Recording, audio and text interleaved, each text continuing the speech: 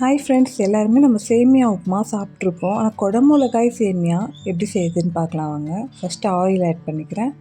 ஒரு பேக்கெட் சேமியாவை இந்த ஆயிலில் ஃப்ரை பண்ணிக்கலாம்.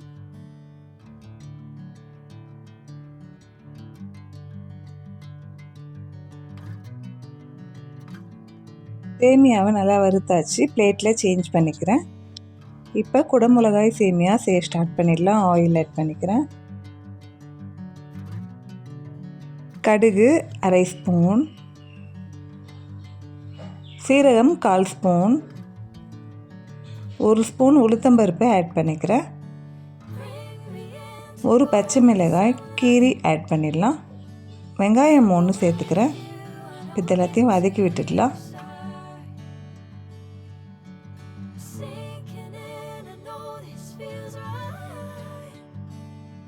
வெங்காயத்தை ரொம்ப குட்டி குட்டியாக கட் பண்ணணும் இல்லை, நீட்டாகவே கட் பண்ணி ஆட் பண்ணிக்கலாம். அப்போ தான் எடுத்து சாப்பிட சூப்பராக இருக்கும். அடுத்து கறிவேப்பிலை சேர்த்துட்டு கலந்து விட்டுடுறேன்.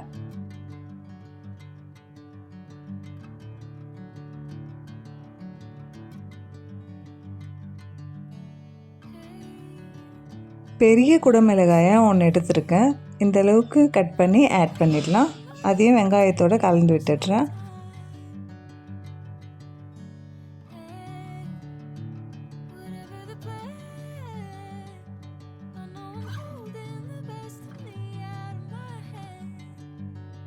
சேமியாவுக்கு தேவையான அளவு உப்பு ஆட் பண்ணிக்கிறேன்.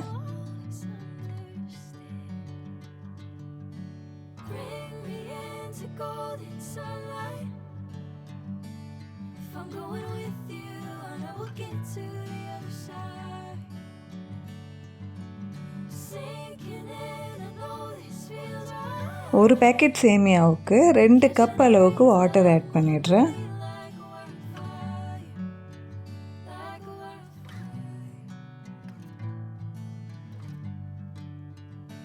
தண்ணி நல்லா கொதிக்க ஆரம்பித்ததும் நம்ம ஃப்ரை பண்ணி வச்சுருக்க சேமியாவை ஆட் பண்ணிக்கலாம். இப்போ பாருங்கள், இது நல்லா கொதிக்க ஆரம்பிச்சிச்சு.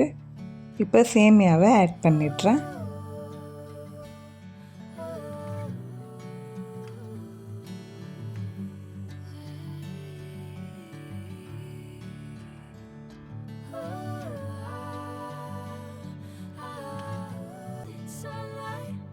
டிஃப்ரெண்ட்டாகவும் டேஸ்ட்டாகவும் இருக்கும். கண்டிப்பாக வீட்டில் ட்ரை பண்ணுங்கள். குடமிளகா பிடிக்குன்றவங்க கண்டிப்பாக இதை ட்ரை பண்ணுங்கள், உங்களுக்கு கண்டிப்பாக பிடிக்கும்.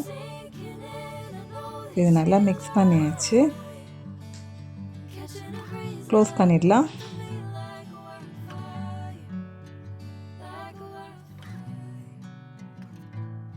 உதிரி உதிரியாக குடமிளகாய் சேமியா ரெடி ஆகிடுச்சு. கண்டிப்பாக வீட்டில் ட்ரை பண்ணுங்கள்.